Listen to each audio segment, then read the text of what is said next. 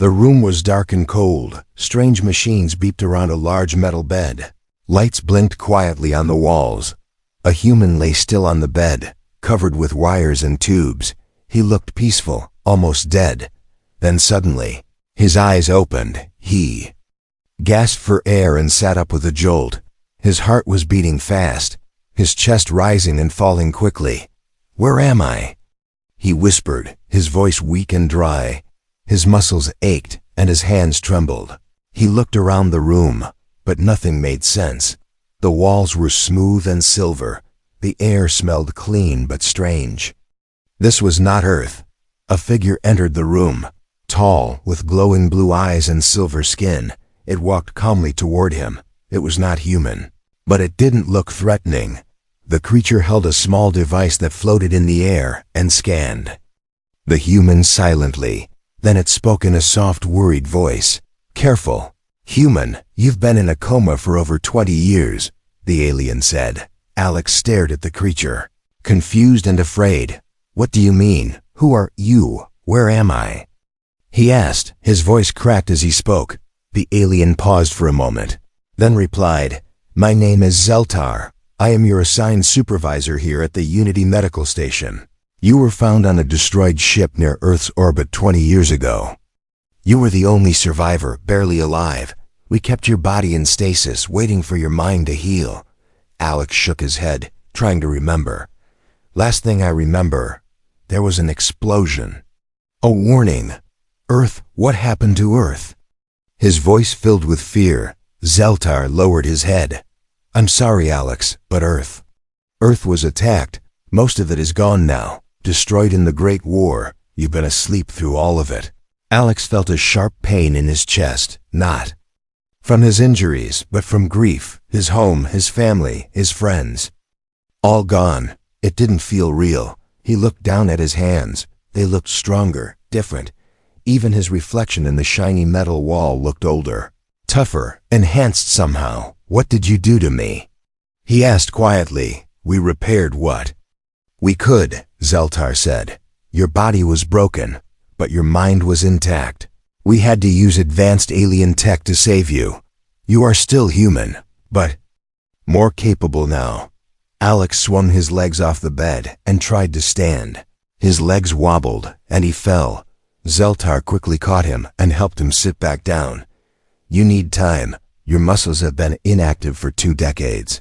As Alex sat breathing heavily, something flashed in his mind, a vision brief but clear, a face he didn't know, saying one sentence, "If you're seeing this, then they failed."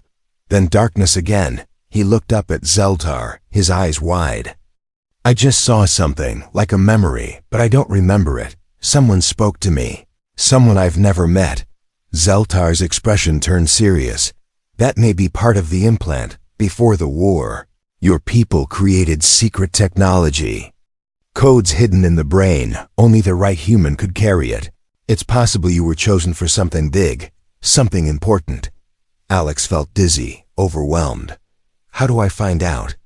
he asked. Zeltar turned to his screen and typed a command. A hologram appeared, showing Earth burning in space, breaking apart. Alex felt a tear roll down his cheek.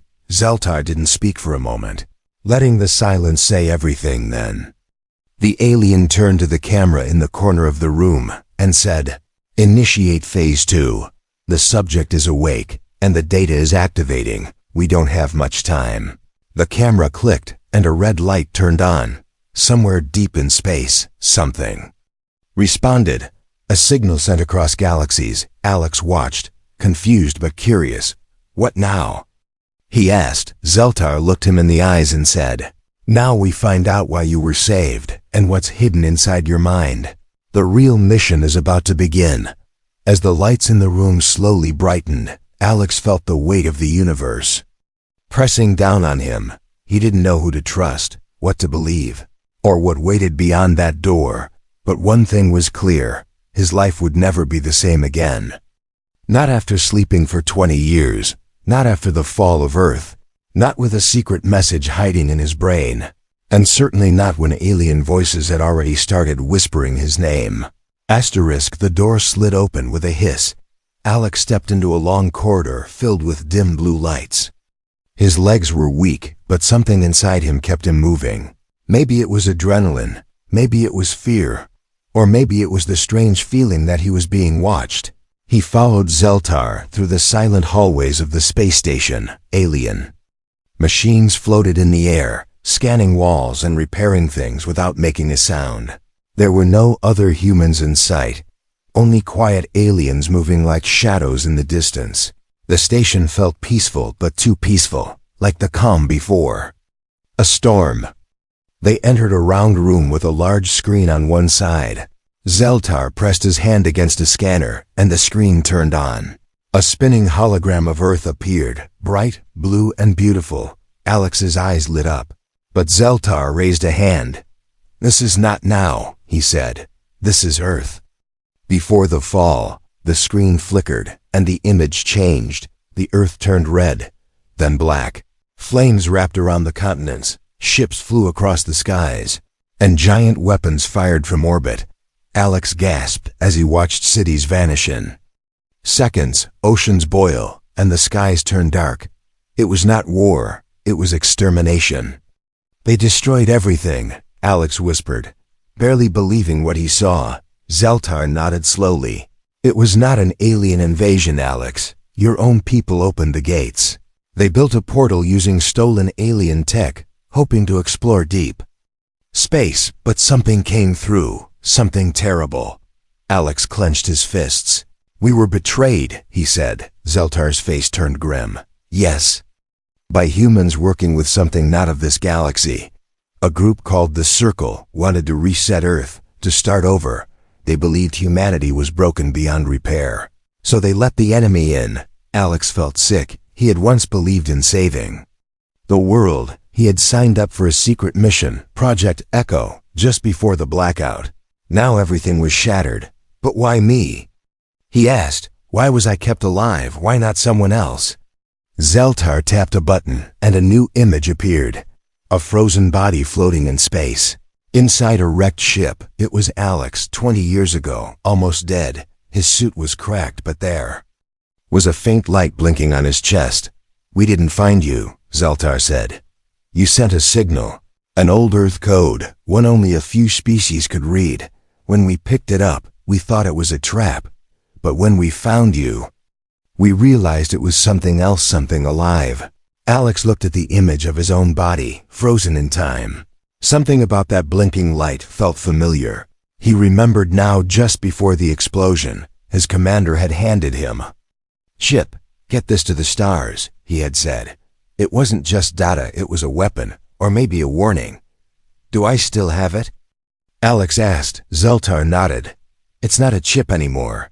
It fused into your neural core when your body shut down. That's why we couldn't access it. Your brain is the only system it responds to." Alex stepped back, breathing fast. "I have no idea how to use it," he said. "You will," Zeltar replied. "Your memories are locked, but they are waking up. Dreams, flashes, visions. You must follow them. They will lead you to the truth." Suddenly, the lights in the room turned red. A loud alarm echoed through the walls. Zeltar touched a communicator on his arm, his expression tense. "We have a problem," he said. "Someone is trying to breach the station's firewall, looking for you." Alex's mind raced. "They found me already?" he asked. Zeltar looked at him, serious and calm. "They will not stop, Alex. They believe what's inside your head is the last piece of the old world. They fear what you might become." The screen in front of them cracked slightly. A glitch appeared, like a virus trying to break through. Then a strange human face flickered onto the screen, distorted and cold.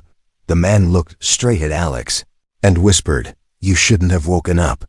The screen went dark. Alex stepped back, shaken. "Who was that?" Zeltar's voice turned low. "One of the Circle. They're still out there, watching everything. You were supposed to die with Earth, Alex. Now you are a threat." Alex turned toward the door. His voice was quiet, but strong. "Then let's become their biggest threat." Alex couldn't sleep that night, even though the station had sleeping pods. Soft lighting and quiet music, his mind was louder than ever, every time he closed his eyes. He saw fire, not just dreams, but sharp images, flashes of memory that didn't feel like his own. A woman crying, a broken ship falling through space, a child holding a blue crystal, and always the same voice, whispering one sentence again and again, "If you're seeing this, then it's already too late." The next morning, Zeltar took Alex to a different part of the station. The walls here were darker, colder, more secure. Guards stood at the doors, alien beings with glowing armor and quiet eyes. Alex noticed they didn't speak much, and they looked at him with curiosity and fear. "This is the neural archive," Zeltar said, leading Alex into a circular room with a floating chair in the middle. "This is where we scan and decode minds. It's painful, but safe. We believe you're carrying something in your brain, a message, a code, maybe even a weapon." Alex frowned. "What if I don't want to remember?" he asked. Zeltar looked at him and spoke gently. "Then the rest of your species will never have a chance." Alex sat in the chair, gripping the sides. He felt it lower into place, machines locking around his arms and head. A humming sound began. Soft at first, then louder. His eyes rolled back as light filled his mind, and then he wasn't in the chair anymore. He was standing inside a war room. Old Earth maps covered the walls, and people in military uniforms shouted orders. It was a memory, but not like a dream. He could smell the coffee, feel the floor, hear the chaos. It felt real. "Project Echo is active," someone said. A man in uniform walked toward him, Commander Riven. Alex remembered him now. He had always been calm, focused, the kind of man people followed without question. Riven handed him a black crystal. "This isn't just a message, Alex," he said. "This is the key, the code to unlock the counterstrike. But it must remain hidden. If the Circle finds it, they'll erase the last hope of Earth."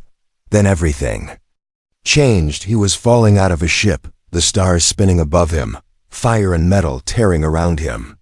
He screamed as something exploded nearby, then darkness. The machine around him hissed and powered down. Alex opened his eyes, gasping, soaked in sweat. His hands shook and his chest ached like he'd been punched from the inside. Zeltar stood beside him, holding a glowing device. He looked both impressed and afraid. "You saw something," he said. Alex nodded. "I was there. I was part of it. The Echo Project, the last defense plan. The crystal, it wasn't just data. It was a living code. Something that needs my brain to survive." Zeltar's hands moved over the controls. "Scanning the device, we found a signal, something just activated inside your neural patterns. But the code is fragmented. Pieces are missing, broken, or locked behind emotional triggers." "Meaning what?" Alex asked, wiping his face. "Meaning you must remember more by choice, not force. The more memories you accept, the more the code will rebuild itself." Alex stood up, breathing hard. "So I'm a walking puzzle," he said bitterly. Zeltar gave a rare, sad smile. "No, Alex, you're a walking weapon." Before Alex could respond, the lights flickered. Then alarms started again, but this time, they weren't warning about hackers or signals. This was something else. Zeltar turned to the wall as a hologram appeared, a map of the outer system. A red dot was moving fast toward them. "Unidentified ship approaching at high speed," the voice said. "Not responding to calls. Weapons detected." Alex stepped back. "They found me." Zeltar touched a comlink. "Activate shield grid. Prepare for engagement. We need to move him." But before they could leave, something happened. The screen glitched again, and that same human face returned, half-shadowed, eyes glowing. "Still trying to remember, are you?" The man said, "I told them to kill you on day one, but they wanted to be clever." Alex stared at the screen. "Who are you?" "I was your teacher," the man replied. "And now I'm your executioner." The screen cracked as the image vanished. The floor shook as the station's shields lit up. Zeltar grabbed Alex by the arm. "We need to get to the escape wing now," he said. "The code inside you is waking up too fast, and they're afraid of it. They'll destroy this whole station just to keep you silent." Alex ran with him, heart pounding. As they moved through the halls, he looked at the lights on the walls. They weren't blinking randomly anymore. They were blinking in a pattern. He stopped for a moment and stared. "Zeltar," he said. "These lights. I've seen this sequence before. It's a code." Zeltar looked at the lights, shocked. "Your brain is projecting data into the world around you. The message isn't just inside you, it's leaking out." As the walls shook again, Alex whispered, "What happens when the code is complete?" Zeltar looked at him with something close to awe. "Then you will become what they fear most. A human who remembers, a human who fights back, a human who cannot be controlled." Alex didn't know what the future held. He didn't know what the code truly meant, or what would happen if he remembered it all. But he knew one thing for sure. He wasn't just a survivor anymore. He was a signal, he was a warning, and soon he would become the spark that could bring humanity back from the dead.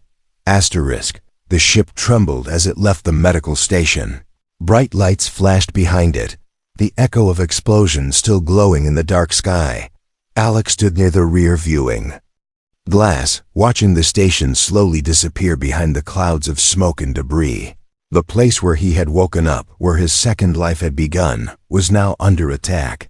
And he knew it wouldn't survive. Zeltar stood beside him, piloting the small stealth-class vessel through a narrow asteroid belt. The alien's hands moved quickly over the glowing controls. Every movement was smooth, precise, practiced, but his face looked tense, his eyes darting between screens. They were being followed, and they both knew it. Alex turned away from the window and looked at the map on the screen. It showed a gray moon, hidden deep in a dead star system. There were no space lanes leading to it. No station tags, no signal traffic, nothing. Just a dark, cold rock in space, marked with a warning. Sign in alien text. "What is that place?" Alex asked. Zeltar didn't look at him. "We call it HFY in your language." "The Forbidden Moon," Alex frowned. "Sounds friendly." "It's not," Zeltar replied. "No ship goes there, no AI maps it. It's locked out of every major system. Only old rebels, exiled researchers, and ghosts live there now." "Why are we going then?" Alex asked, stepping closer to the controls. Zeltar looked at him. "Because it's the only place left where no one is watching, and because someone there knows how to unlock the rest of your code." The ship shook again. A warning light blinked. "Red." Zeltar muttered something in his language and pulled a hard turn. A missile exploded just behind them, sending ripples across the ship's shield. "They're still on us," he said. "They want your brain, Alex, not your body. If they catch us, they'll extract what you carry and erase what's left." Alex's hands tightened into fists. "Then don't let them catch us." Zeltar smiled slightly. "Hold on tight, human." The ship dove sharply into a gravity rift, a shortcut through warped space. Alex felt his stomach twist. Stars stretching and folding around them. Then silence. They had escaped for now. Moon came into view slowly. It was large, gray, and filled with black scars like wounds on its surface. No lights, no satellites, no movement. But deep beneath the surface, something was waiting. Zeltar guided the ship toward a narrow canyon that split the moon's crust like a deep scar. There, hidden beneath rock and ice, was a small hangar door, old, rusted, and nearly invisible. Alex leaned forward. "Is that it?" he asked. Zeltar nodded. "Welcome to the edge of civilization." The door opened slowly as they approached, and the ship slipped inside. Dim lights flickered to life along a cracked runway. They landed with a heavy thud, dust rising in the cold air. As the ship's ramp lowered, Alex stepped out into a world of silence. Everything felt abandoned, walls covered in rust, machines frozen in place, signs written in languages long forgotten. But there was something else here, something alive, watching from the dark. Then came footsteps, slow and echoing. A shadow stepped forward from the far end of the hangar. It was a woman, tall, armored, with a scar across her cheek and sharp eyes full of history. "Took you long enough, Alex," she said. Her voice strong but tired. Alex blinked, confused. "You know me?" he asked. I used to, she replied. My name is Arya, Captain Arya Voss, Human Resistance, Echo Unit. Alex stared at her, his memories flickering. I remember that name. Echo, she nodded, walking closer. You were one of us, a ghost, a secret, a weapon we built when the war was already lost. You carried the Phoenix Protocol, the last chance to strike back, but we lost you. Until now, Alex looked around. This place, it doesn't look like much of a resistance. It's not, Arya said. This is just one of the last sparks, hiding in the ashes, but with you here. Maybe we light the fire again, Zeltar. Step forward. He's seen parts of the code, but something blocks the rest. The memory is locked behind something emotional, something deep. Arya nodded and gestured for them to follow her. She led them through old tunnels into a secure room lined with flickering screens. Maps, recordings, mission files. Everything was there. A history of Earth's fall, and a plan to rise again. She showed Alex a video file locked with his DNA. When he touched it, the screen lit up. A man appeared, Commander Riven, again, recorded years ago. If you're watching this, Alex, it means you made it, Riven's voice said. You survived the mission, but now comes the real fight. The Phoenix Code is not just a weapon, it's a call. It will activate the dormant satellites hidden before the fall, and with it, we can strike back. Alex felt his chest tighten. This was it, the reason he was kept alive, the reason he carried this burden. He wasn't just a message. He was a match waiting to be lit. But, Riven's voice continued, you must find the other carriers. Only together can you activate the full protocol, and beware. One of them betrayed us. The screen went black, silence filled the room. Arya spoke softly. There were 5 of you, Alex. 5 carriers, 5 pieces of the code. You're the first to return. Now we have to find the others. Before the enemy does. Alex nodded, eyes burning with purpose. Then let's not waste time. Outside, the moon remained quiet, cold, and forgotten. But deep within its heart, hope had just woken up. And soon, the universe would remember what it feared most, a human who refused to die, a fire reborn from the ashes, a signal from the darkness saying one thing loud and clear. We are still here, asterisk. The hallway was filled with voices, not loud ones, but tired, quiet voices, humans, real humans, whispering, working, surviving. Alex hadn't seen so many of his kind in over 20 years, and yet, every face that looked at him carried the same expression, hope mixed with fear. They passed through the tunnels of the moon base, deeper and deeper underground. The further they went, the older everything felt. Rust covered the walls. Flickering lights buzzed overhead, and pipes hissed quietly. This was not a military base anymore. It was a bunker, a memory, a last shelter. Arya led the way, never slowing, never explaining. Zeltar followed, staying silent but alert. Alex walked between them, listening to the soft echoes of the people around him. Children played near the corners. Adults repaired broken equipment. Some carried weapons, others only carried each other. They finally stopped at a large blast door, covered in burn marks and bullet holes. Arya placed her hand on the scanner, and the door opened with a heavy groan. Inside was a room filled with holographic maps, old Earth tech, and tactical plans. A few soldiers looked up as they entered, their eyes immediately locking onto Alex. One of them stood and saluted. Ma'am, is this him? Arya nodded. Yes, this is Alex Mercer, Echo Unit, Carrier 1. The soldier stepped forward and offered his hand. Name's Juno, Tech Commander of what's left of Central Command. You've been asleep a long time, sir. Alex shook his hand, unsure of what to say. He had never felt like a commander, never felt like a leader, and yet, everyone here looked at him like he was something more than just a man. They looked at him like he was a weapon that had finally arrived. Arya pulled up a hologram of the moon's underground structure. She pointed to several dark areas blinking red. These sections went silent last month. We think the Circle has been sending machines to infiltrate the deeper tunnels. We've held them back, But they're getting smarter, she turned to Alex. That's why you're here, we're running out of time. And the others haven't come back. But your code is active, and that means we can start. Alex nodded slowly. Start what? Juno tapped on a small projector and brought up a new map, this time of the solar system. Dozens of blinking dots covered it, marked in different colors. These are the Phoenix satellites, hidden before the fall of Earth. Each carrier holds a part of the activation key. Once all 5 are linked, the system wakes up and gives us access to orbital weaponry, energy beacons, and comms that were sealed during the war. Zeltar stepped closer, but the enemy knows this too.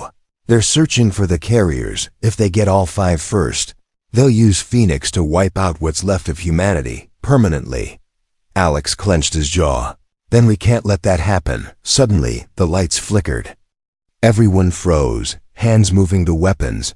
A loud alarm echoed through the chamber, and red lights bathed the room. Unauthorized breach in Sector 9, a voice called out. Mechanical scouts detected. They found us again. Arya didn't hesitate. Seal off the north tunnel. Get our civilians to shelter. She looked at Alex. Are you ready to fight? Alex didn't speak. He simply picked up the nearest weapon, an old plasma rifle, and checked the charge. He wasn't a soldier anymore. He was something else now, something forged in the dark. They rushed through the tunnels toward Sector 9. Gunfire echoed in the distance, and screams rang out through the comms. The enemy had arrived, sleek, spider-like machines with glowing red eyes and razor legs. They crawled across walls, slicing through doors, moving like insects with purpose. Alex dove behind cover and fired. The plasma blast ripping through a machine's core. Another jumped at him, but Zeltar knocked it down with a quick strike from his energy staff. Arya shouted orders, directing the resistance fighters with precision and calm. They were outnumbered, but not outwilled. As the battle raged, Alex felt something inside him pulse. His vision blurred for a second, and the lights on the walls began blinking again in a pattern only he could see. The Phoenix code was waking up, reacting to the danger he touched. A panel nearby, and it opened automatically, revealing a hidden turret system. He didn't know how he activated it. He just knew, like his body was remembering faster than his mind. The turrets lit up and began firing on the machines, clearing the tunnel. The resistance fighters stared at him in awe. Arya ran over and helped him up. You're syncing with the moon systems, she said, breathing hard. The code is more advanced than we thought. You're not just carrying it anymore, you're becoming part of it. Alex looked down at his hands, shaking with energy. Then let's use it. The battle ended after 15 minutes. Dozens of mechanical bodies lay broken across the floor, their glowing eyes slowly fading. No humans were killed, but the message was clear. The enemy knew where they were, and they weren't going to stop. Later, back in the command room, Alex sat quietly, staring at the blinking map. He now knew what he had to do. I need to find the others, he said. If I'm Carrier 1, we need Carriers 2 through 5. Where are they? Arya opened a classified file and placed it on the table. These are their last known locations, she said. Different planets, abandoned colonies. One even went off-grid before the fall. It won't be easy, and some of them might be dead. Alex stood up, his voice calm but sharp. Then I'll bring back the ones who are alive, and I'll finish what we started. As the resistance cheered quietly, somewhere in the darkness of space, a new signal was sent. A shadowed figure watched from a distant ship. He smiled as he read the energy pattern flashing from the Forbidden's moon. So, the man whispered, Number 1 is awake. Asterisk. The door slammed shut behind him. Alex stood alone in a cold steel chamber, the air heavy with tension. The lights above flickered, casting long shadows on the walls. It was quiet, too quiet. No echo of footsteps, no hum of machines. Just silence and the sound of his own breath. He had been asked to report to this room for a private debrief, but now it felt like a prison. Footsteps approached from the other side of the door. Slow, deliberate, familiar.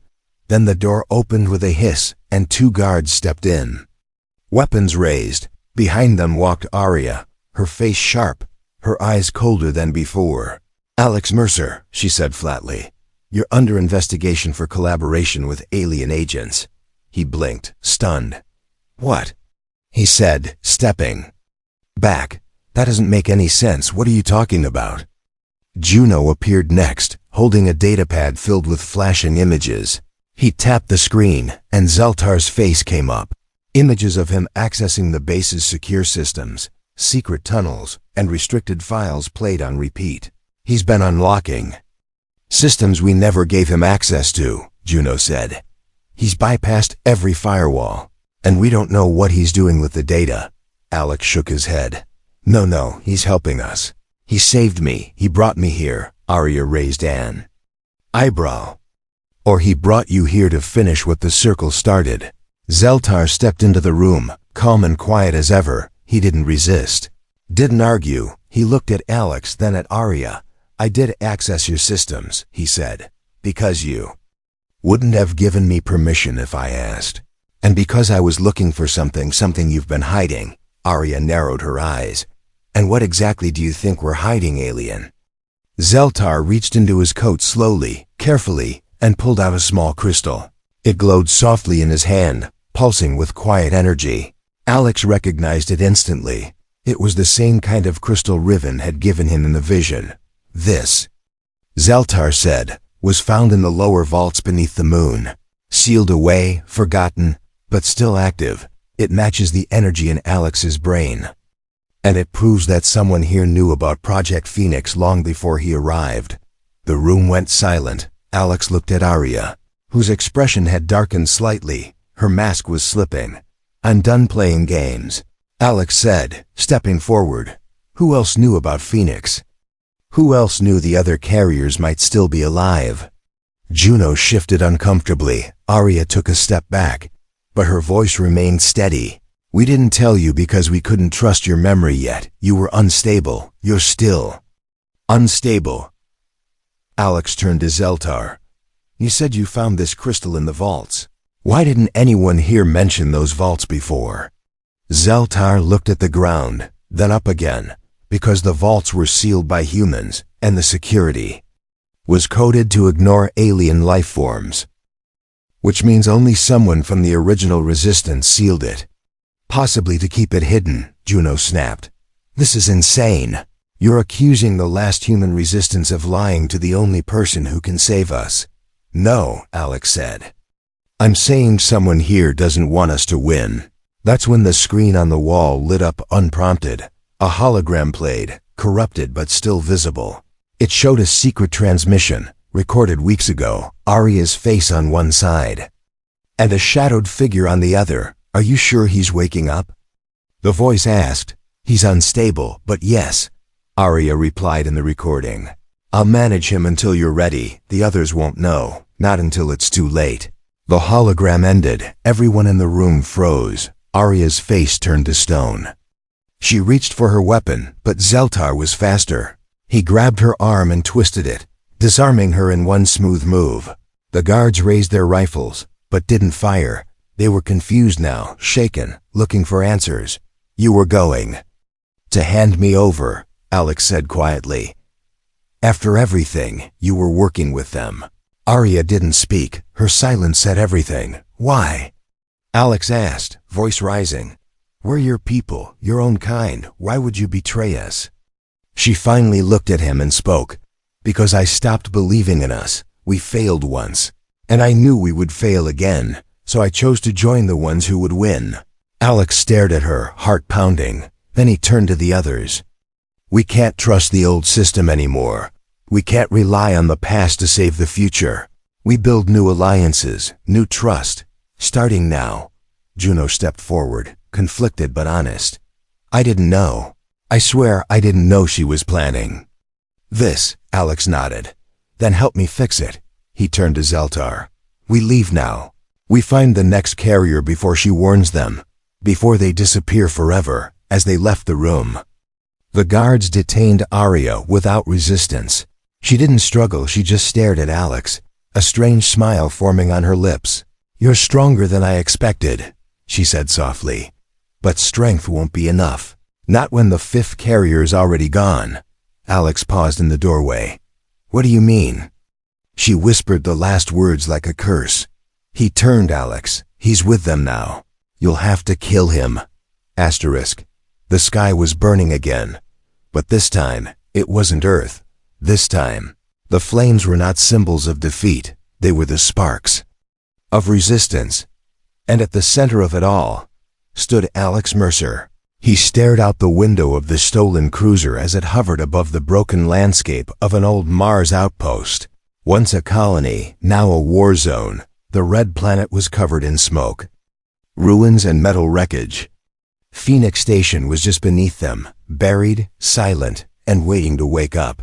Beside him stood Zeltar, quiet but alert. Juno worked the controls behind them, while a new resistance team armed themselves in the back. They had lost friends, leaders, and even trust along the way. But now they had something greater than all of that. They had purpose. Alex looked down at the device on his wrist, each blinking light a carrier signal. 4 lights were lit. The 5th was red. "He's already there," Zeltar said, watching the data stream scroll down. "Carrier 5 activated his part of the code 3 hours ago, but he's not using it for defense. He's trying to reroute Phoenix to target surviving human outposts." Alex didn't respond. His jaw tightened, fists clenched. That 5th carrier, his name was Drake, once Alex's best friend. They had trained together in the Echo program, fought side by side, sworn to save humanity no matter the cost. But Drake had made a different choice. He had joined the Circle. "Land the ship," Alex ordered quietly. "No more running, no more hiding. We end it here." The cruiser touched down just outside the Phoenix core entrance. It was heavily guarded circle. Machines lined the ridge, scanning for movement. Alex stepped out into the dusty wind. His armor cracked but powered. Zeltar followed, blade charged with quiet light. And Juno gave one final nod before disappearing into the shadows to disable the jammers. They moved quickly, cutting through the enemy's line with silent precision. Alex was no longer just fighting. He was remembering every corridor, every hallway, every door inside Phoenix Core. The code inside him pulsed with growing energy, guiding him like a memory from the future. When they reached the final door, it opened before he touched it. Inside stood Drake. His hair was shorter now, his eyes colder, but Alex would have known him anywhere. Drake didn't raise a weapon, he simply smiled. "I wondered how long it would take you," he said. "You always were slower than me." Alex stepped forward. "You were supposed to be one of us." "I am one of us," Drake said calmly. "I'm just not one of them. You don't get it, Alex. Humanity was never meant to win. We were meant to evolve. The Circle offered that, and I took it. You betrayed Earth."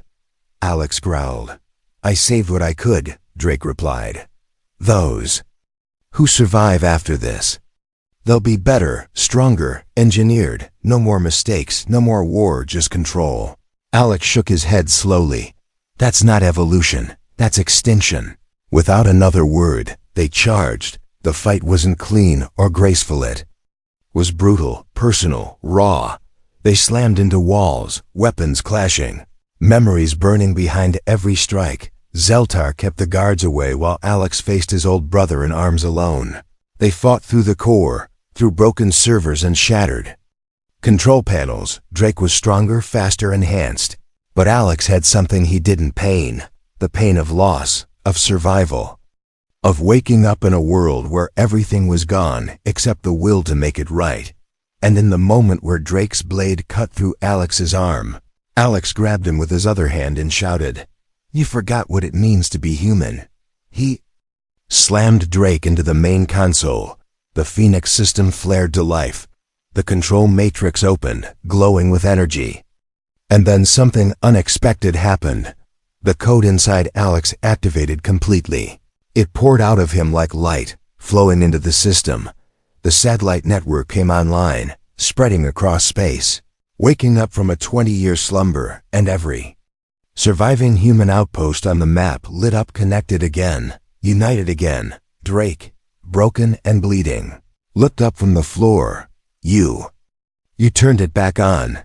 Alex stood tall. No, we did. You may have tried to end us, but we're still here, not because of perfection, but because we choose to fight again and again. Outside, the sky changed. Phoenix sent a signal that echoed across the stars, a call to all humans still out there. Hiding, surviving, waiting. We are not finished. The signal said, we are not dead. Zeltar placed a hand on Alex's shoulder.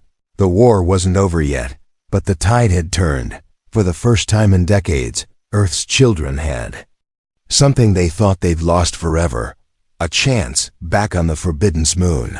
The Resistance base lit up with new transmissions. Old colonies responded. Sleeper cells awakened. Space beacons lit across the galaxy. A network of survivors, warriors, scientists, and dreamers reborn. As the Phoenix symbol glowed above the red dust of Mars, Alex Mercer stood at the edge of the platform, breathing the silence. Zeltar stood beside him, and Juno's voice came through the cum. All systems are green. Phoenix is yours. Alex raised his head to the stars and spoke one final line.